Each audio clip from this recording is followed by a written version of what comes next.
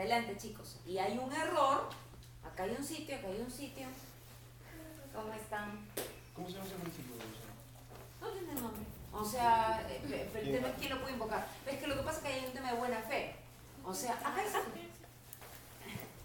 Por un tema de buena fe, tú no puedes ser el que incurrió en el supuesto que luego quiere que le quite los efectos al negocio, porque entonces estás saboteando o estás haciendo algo para que tú mismo controlaste. O sea, la idea es que si le vas a quitar los efectos al negocio, es porque efectivamente eres el que está bien, el que se ha visto perjudicado por el tema, no el que ha producido ese tema. Es un tema que tiene que ver con un principio de buena fe. ¿De acuerdo? Ya. Entonces, estábamos diciendo que como ya hemos visto al principio del semestre, siempre nosotros tenemos que ver primero que hay un tema de eficacia estructural en los negocios y luego un tema de eficacia funcional, ¿no es cierto?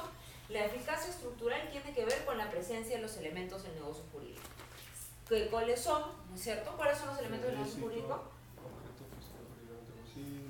O sea, manifestación de voluntad primero, ¿no es cierto? Objeto, ¿ya? Formalidad, en general, artículo 140 del Código Civil. ¿De acuerdo? Entonces, están presentes los elementos del negocio jurídico y si están presentes, el negocio es válido. ¿De acuerdo? ¿Cuál es la sanción si es que alguno de estos elementos no está? La nulidad. ¿La nulidad se puede subsanar? No, es insubsanable. ¿Cuál es la única acepción, atingencia que se puede dar en el tema de la anulabilidad? ¿Qué pasa con la anulabilidad? Hay un vicio de la voluntad. El vicio de la voluntad está vinculado con ¿cuál de los elementos? Manifestación de voluntad, ¿verdad? Ahora, la anulabilidad no genera que el negocio no exista desde el momento uno, ¿no es cierto? Algunas de las partes tendrían que haberse visto afectado por este tema e invocarla. Y hemos visto de que hay un error, dolo y violencia como los supuestos de manifestación de voluntad, de vicios de la manifestación de voluntad. Ahora, no cualquier error te habilita a que el negocio sea anulable, ¿verdad? ¿Qué dijimos que tenía que tenía que tener el error para que se pueda anular el negocio? Que sea esencial y determinante. Perfecto.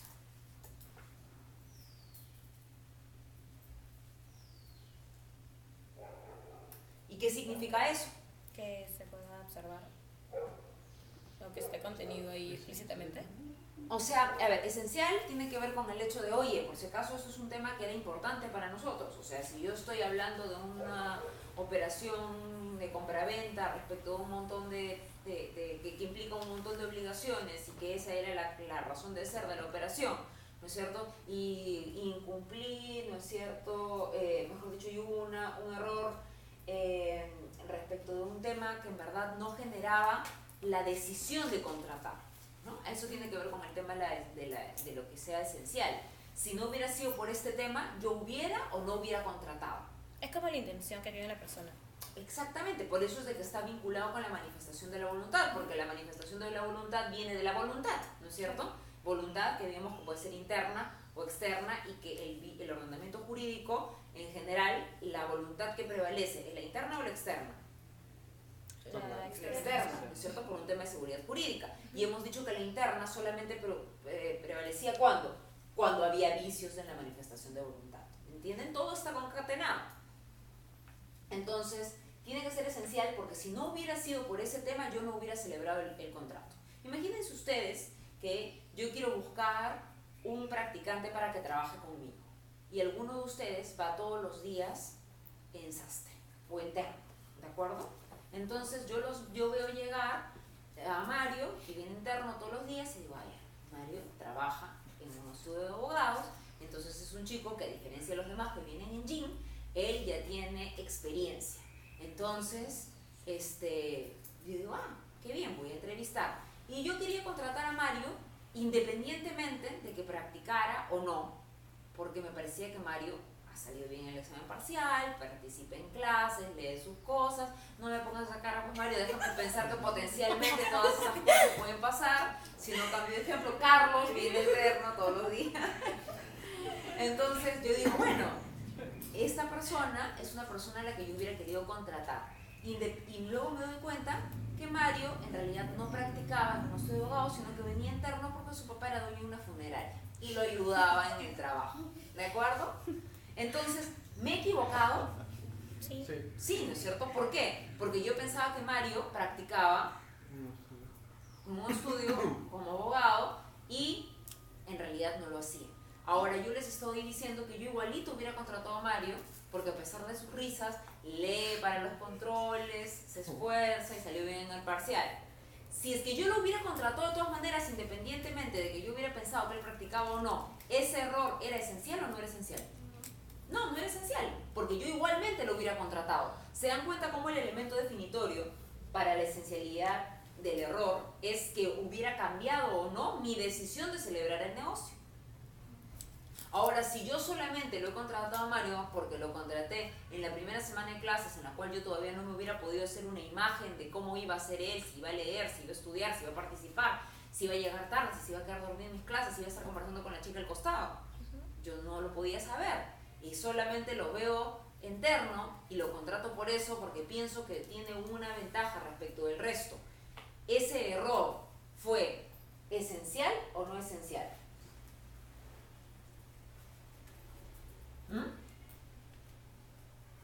¿Fue esencial o no esencial? El contratarlo ¿Y sin el primer día de clase. El primer Sí, día. esencial. Ajá, ahí sí era un error esencial, ¿no es cierto? Porque yo solamente lo contraté por ese elemento que me hizo confundirme. Pero solamente que el error sea esencial no hace que yo ya tenga esta posibilidad de decir que ese error lo hace anulable al contrato, al negocio. Porque había un segundo elemento y estos requisitos no son, o sea, son conjuntivos, no es uno o el otro, tienen que darse los dos. Tiene que ser un error esencial y tiene que ser un error conocible. ¿Qué cosa es que sea conocible? Que sepa de ello. La conocibilidad tiene que ver con la diligencia. Al haber previsto de que, o sea, Creo que es el caso diligentes, prever ciertos, ¿cómo se puede decir? Una pregunta, ¿Se el fue error qué? esencial es de que no se conocía. Y el conocido. Es que cualquiera de los dos, para que haya un error, no lo tendría que haber conocido. Estoy diciendo qué cosa tendría que haber, cuáles tendrían que ser las características de ese error para que yo lo pueda anular, para que pueda aplicar la sanción de la anulabilidad, porque estas son sanciones. Cuando hay un problema con los elementos, entonces la sanción es nulidad en la mayoría de los casos y anulabilidad específicamente en el tema de la omisión de la voluntad. El error, yo tengo que preguntarme qué características tuvo para ver si es tan importante como para anularlo. Porque si no se cumplen esas características, entonces el negocio va a ser válido y nadie lo va a poder, no le va a poder quitar efectos. Que tiene defectos en su cumplimiento, puede ser. No tiene nada que ver con cumplimiento. A ver, si dijimos que para que sea esencial se refería a que determina la voluntad, ¿verdad? Sí. Y el tema de que sea conocible tiene que ver con que sea diligente. O sea, si yo contrato el primer día a Mario porque está interno, ¿no es cierto? Podría ser que ese elemento sea esencial para mi decisión de contratarlo a él y no a alguien más. Pero a ver, ¿yo podría haber conocido que Mario no era practicante? ¿Sí o no? Sí. Sí, ¿verdad? O sea, tan solo era cuestión de preguntarle. Entonces, lo conocible tiene que ver con el hecho de que quien está alegando haber sufrido ese error haya sido diligente. Porque el ordenamiento jurídico no ayuda a aquel que no fue diligente. Si yo realmente te voy a habilitar con un remedio que permite afectar la estructura de un negocio jurídico, yo tengo que darme cuenta que realmente este tema ha sido un tema importante, es un tema esencial, y que además tú has sido diligente y podrías haber conocido, no podías haber conocido esta situación. Es la ignorancia. No tiene que ver con ignorancia, no ignorancia, porque en cualquiera de los dos casos el error implica que tú no sabías algo. Acá estamos hablando de un calificativo adicional. No es solamente que no sabías, sino es por qué no lo sabías. En el conocible tiene que ver con el hecho de, ¿era esperable que una persona con tus características pudiera saber que esta situación se está presentando o no? Entonces, si yo soy, por ejemplo, una persona de recursos humanos y me encargo de la contratación de personas y lo veo interno, o yo, profesora, que quiero un practicante para donde trabajo, y te veo interno, y asumo por sí que por eso ya tienes tu experiencia, ¿estoy siendo diligente?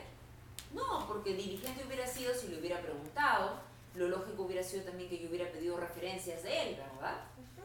Entonces, el ordenamiento me va a dar a mí un remedio contra este error en el que he incurrido solamente si se da cuenta que yo podía haberlo conocido y que el tema por el cual hubo el error fue un tema esencial.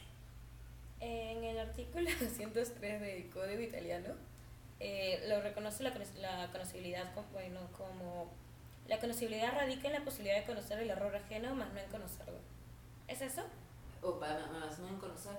Radica en la posibilidad de conocer el error ajeno, más no en conocerlo. Claro, pues porque si lo conoces ya no es error. Para que haya un error tengo que no haberlo conocido. Si lo hubiera conocido, entonces no lo hubiera celebrado y no habría error. Yo esto lo celebré a pesar de que hubo una situación que era disonante con aquello que yo esperaba. Eso significa hubo un error. ¿La sola presencia de un error hace que el negocio sea anulable? No. ¿Qué hay que ver? Que el error sea esencial y conocido. Y para eso tengo que ver estos dos elementos. ¿De acuerdo? Diferente es con el tema del dolo, ¿no es cierto? En el dolo, por ejemplo, no es un tema de un error, no es un tema que viene de mi propia manifestación, de mi voluntad, que tuvo un error, sino es que la otra persona me indujo a mí a creer que esta situación estaba ocurriendo.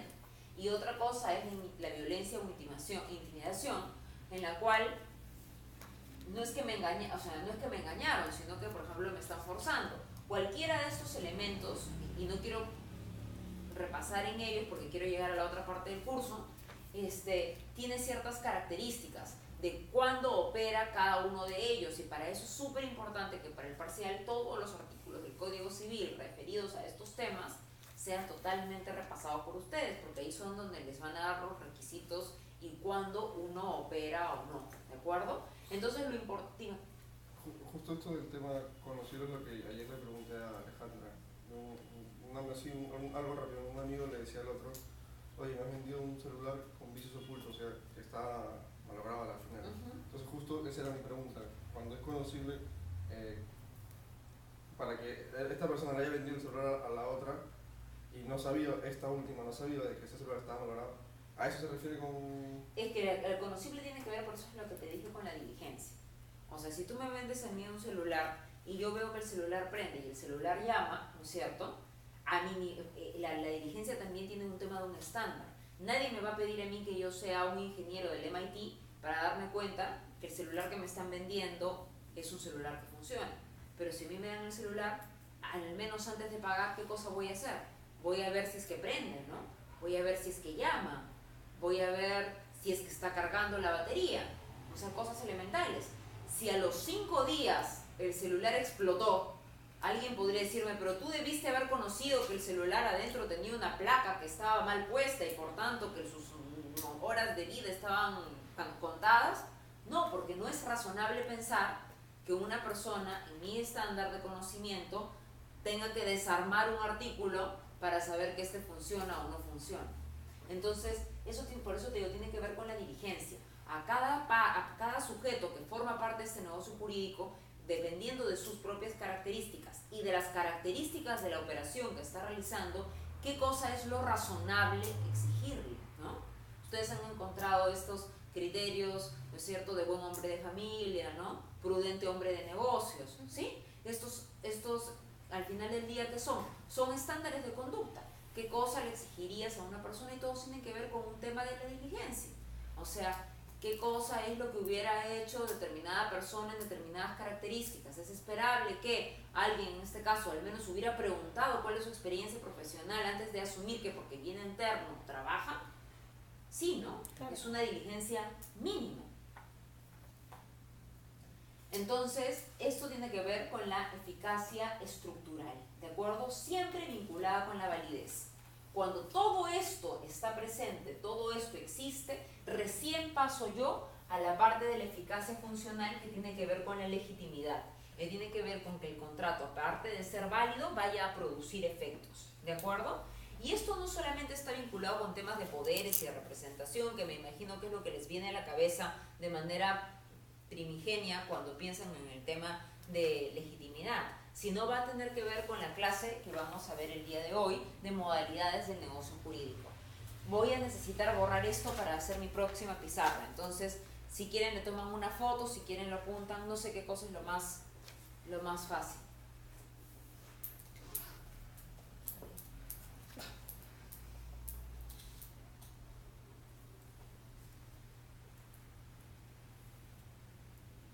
Chicos, ¿creen que lo pueden pasar al grupo? Pero sí, solo tengo una foto. Claro. Sí, perfecto. Mi cámara no.